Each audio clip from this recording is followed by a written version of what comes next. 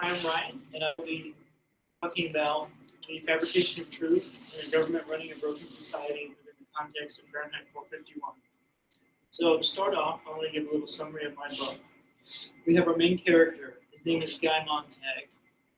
He is inside a dystopian society. So this is basically a society that is meant to look perfect. It's meant to make every person inside of it happy. There's supposed to be nothing wrong with it. His job in society is a fireman. He is not a traditional fireman.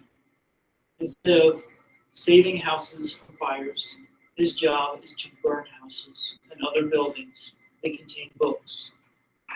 In Fahrenheit 451, the government's biggest enemy is books. Books are what lead to knowledge and people thinking for themselves. And the whole reason they get rid of books is they want their entire society to be dependent on the government. First, I want to talk about the search for truth. That is what Montag strives to find throughout the book. Truth is a justified true belief. It's what corresponds to reality. You should be able to look at anything in life and find truth in it. So why does truth matter?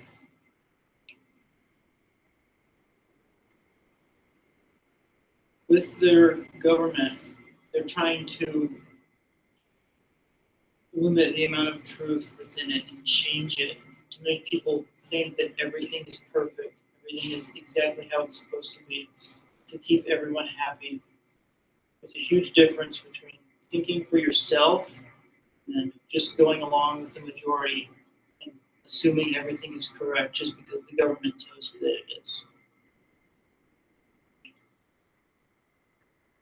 People need to care what is true inside of their society. When there's a lack of truth, there can be a lack of trust for everyone. Montag has a boss. His name is Beatty. Beatty reveals to Montag that there is this truth tainting and that really the government has made themselves look different just to appeal to everyone and to make everyone think that they have a perfect society and that happiness is really the only thing that matters inside of their society. He specifically says,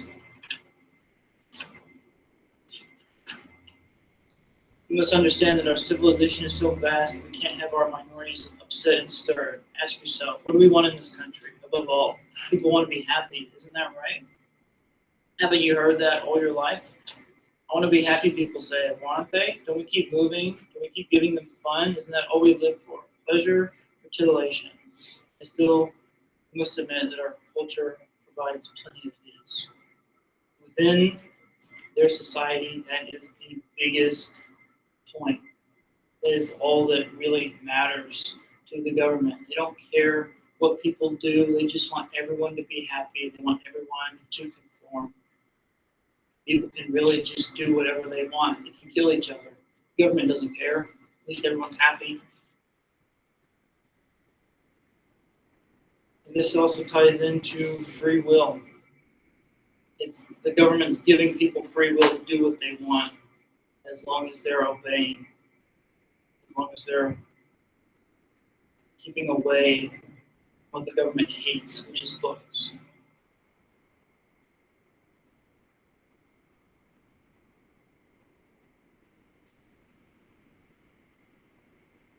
So as I've stated, the government has a huge control over people, and this comes from the media. The government has been able to brainwash their entire society and kind of just spoon feed them at this point.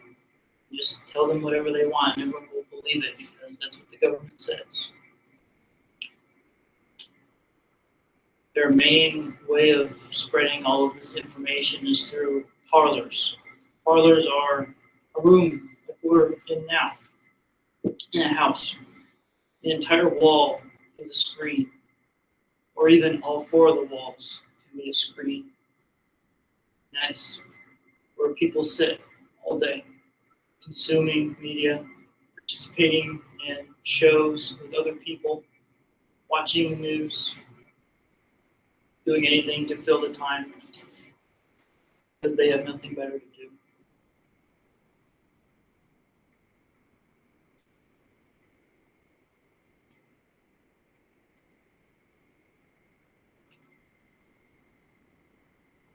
So what do the people do? Well, they indirectly help all of this corruption. People don't question what's going on. It's saying that they're okay with it. It's not okay. We even have a lot of examples going on in our society today. Look at the past presidential election. It doesn't matter who you voted for, but you should want to actually know who won. There's been so many allegations of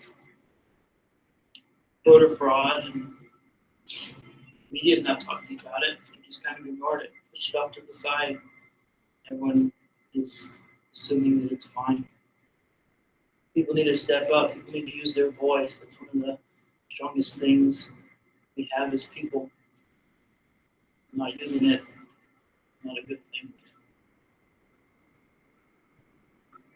Their government has a huge play on censorship. They can, as I said, obtain truth and make it whatever they want it to be, as long as everyone's happy and that's all that matters. The whole society has no idea what's going on in the world, that they're a hated society.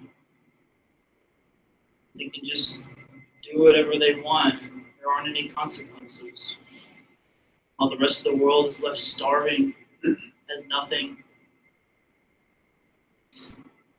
And their media does a great job at convincing everyone that this is their reality, they're this perfect society.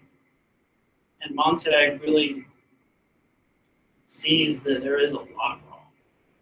That's why he goes and finds Faber. Faber is this old English professor, and he saw basically the change that happened in the government to this huge, corrupt, dystopian society that they have now. Montag finds Faber and asks him for help. He wants to find the truth. Faber tells him what happened and that he was one of the few people that could have stopped it, but he was scared. He didn't want to speak up. That's why Montag wanted to talk to him. He wanted his help. Faber knew what to do. He just didn't have the courage to do it. He didn't use his voice.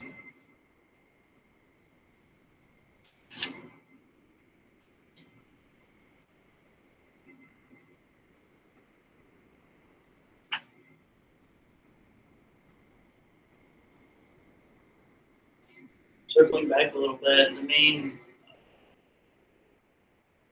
push that Montag had to do all this searching was a girl named Clarice. She's a teenager who lives next door to Montag, and Montag sees that there's something different with her. Doesn't quite know what, but he has a suspicion. And Clarice is kind of attracted to him because she finds him very interesting. He has an idea of what is wrong in the world. Clarice only looks at the beauty in the world and reveals it to Montag, and that's how Montag is eventually able to realize that there are so many things wrong in society. The sad truth is Clarice was killed. This really makes Montag angry, and he wants to find the people who did it. And he wants to kind of carry on her legacy and really see what is true. The governments today are starting to look like the government of Fahrenheit 451, as well as society, mass media, lots of control, even if you don't see it. Of course, it's not 2049 yet, because that's when Fahrenheit 451 set in, but we'll be there soon. Everyone needs to search for what is true. You need to know that you're allowed to ask questions. You should ask questions. Just because you hear someone say something doesn't mean you should completely believe it. You need to search for truth yourself. Don't just blindly believe everything. Disclosure is in more places than you can see. So try to find it.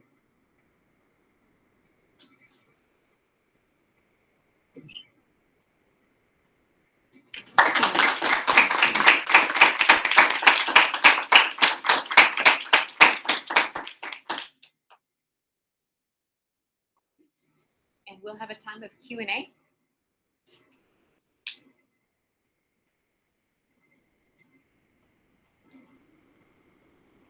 In the book, Monte, what came first, truth or knowledge? In your opinion? Knowledge comes first, because knowledge will lead you. Once you really know something, then you can justify that it's true. Knowledge is experience and what you point towards. What made you choose this book? What led you in that direction? So we read this in 9th grade, and I didn't think much of it, but kind of circling back to it, having that in my mind that I would have to do a senior thesis, I thought it would be a pretty good book to do, and it's turned out to be very relevant for today.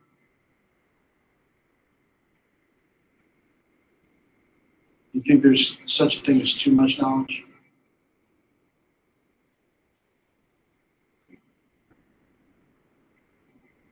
You can always keep learning and keep understanding.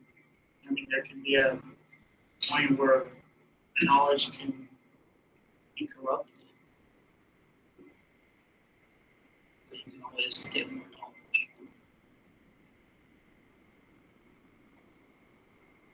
Ryan, what was the character who didn't find his voice, didn't have the courage, and followed through the ancient? Auburn. Okay. It was the English professor, the old retired English professor. So taking the circumstance that you presented, and you did a great job in what you've learned here, but being courageous and having a voice, what would words of wisdom be to him? Would you speak to him knowing that there's value in fighting for the good, true, and beautiful, finding a voice? He just needs to do what he thinks is the right thing to do, no matter what it will come up for him. Because if he spoke out, it would probably lead to his death, and that's what he was scared of, because he wanted to hold on to what he still had. But at the same time, he was too scared to say anything.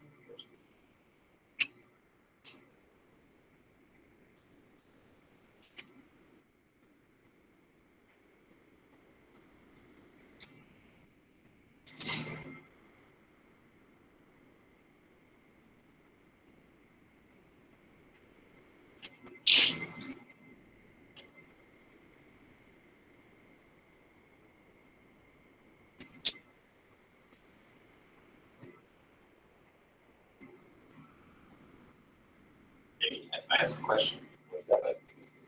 Well, quick question. All right. Okay, so we've already I see the extent, but so like, where does this all start? Is there a certain point that we can see things start making the turn for the worse? In Fahrenheit 451 or in our world? Whichever one you feel more confident. There's a lot of signs that you can see in our world today that started 20 years ago or before. It's just been buried. Everything's been censored. So you just have to really search for it. There's a lot of things you can see in our world today. And in Fahrenheit 451, I guess it was as soon as this government was established. It doesn't go into detail how it was established or when, but all we see is just Montag realizing that there's something very wrong. That will conclude our Q&A. Thank you again, Mr. Powell.